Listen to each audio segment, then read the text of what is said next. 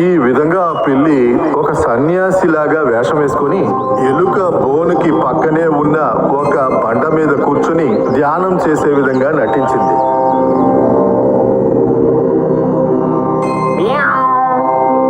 ఓం cream మ్యావ్ మ్యావ్ ఓం cream మ్యావ్. ఈ శబ్దం ఎక్కడి నుంచి వినిపిస్తోంది? మీకొక విషయం తెలుసా? మనం నివసిస్తున్న ఈ కలుగు పక్కనే ఒక పిల్లి సన్యాసి వచ్చి కూర్చున్నారు. అయ్యయ్యో, మనల్ని చంపేస్తారా? అది ఆ రాతి మీదకి ఎక్కి కళ్ళు మూసుకుని కూర్చుంది. ఏదో మాట్లాడుతూ ఉంది. ఏది ఏమైనా మనం ఆయన్ని జాగ్రత్తగా గమనిస్తూనే ఉండాలి. ఆ విధంగా ఎలుకలు అన్నీ కలిసి ఆ పిల్లి సన్యాసిని చూడడానికి బయటికి వచ్చాయి.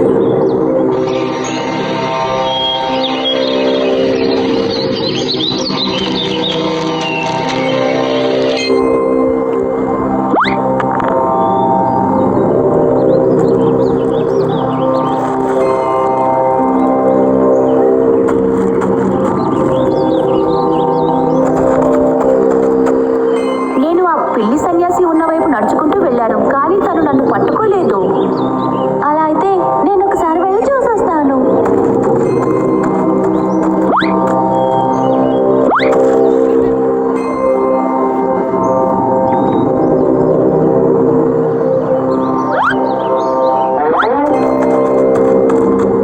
తను చెప్పింది కరెక్టే. నేను అక్కడికి వెళ్ళి శబ్దం కూడా చేశాను.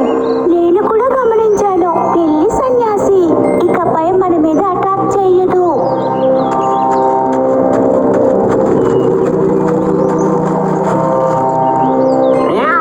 ఓం క్రీం మ్యావ్ క్లీం ఓం క్రీం.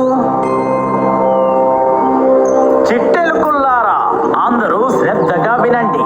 నేను ఇక నుండి మీ ఎవరిని వేటాడి తినాలనుకోవడం లేదు. మీ అందరినీ 4 వైపుల నుండి వచ్చే ప్రమాదాల నుండి మిమ్మల్ని కాపాడడానికే నేను ఇక్కడికి వచ్చాను.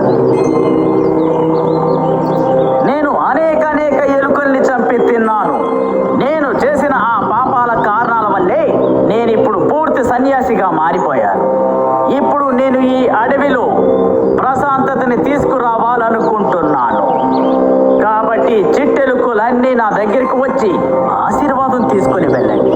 మ్యావ్ క్రీం ఓం క్లీం మ్యావ్ నమః.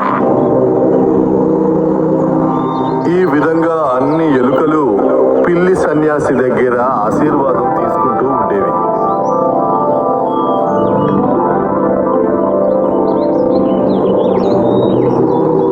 అనుకోకుండా ఒకరోజు సన్యాసి దగ్గర ఆశీర్వాదం తీసుకొని ఎలుకలు బయలుదేరదాం అనుకునేటప్పుడు చిట్టెలుకలు అందరూ ఒక్క నిమిషం అక్కడే ఆగండి. విషయం ఏంటి స్వామి? మీకిప్పుడు ఓ ప్రమాదం రాబోతున్నది. అయ్యయ్యో, ఇంతకీ ఆపదేంటి స్వామి? అక్కడ తూర్పు దిక్కున ఉన్న కొండ ప్రాంతంలో మిమ్మల్ని వెతుక్కుంటూ ఓ శత్రువు వస్తున్నాడు. నేనది జ్ఞాన నేత్రంతో చూశాను. స్వామి, ఇప్పుడు మేమేం చెయ్యాలి? భయపడక్కర్లేదు.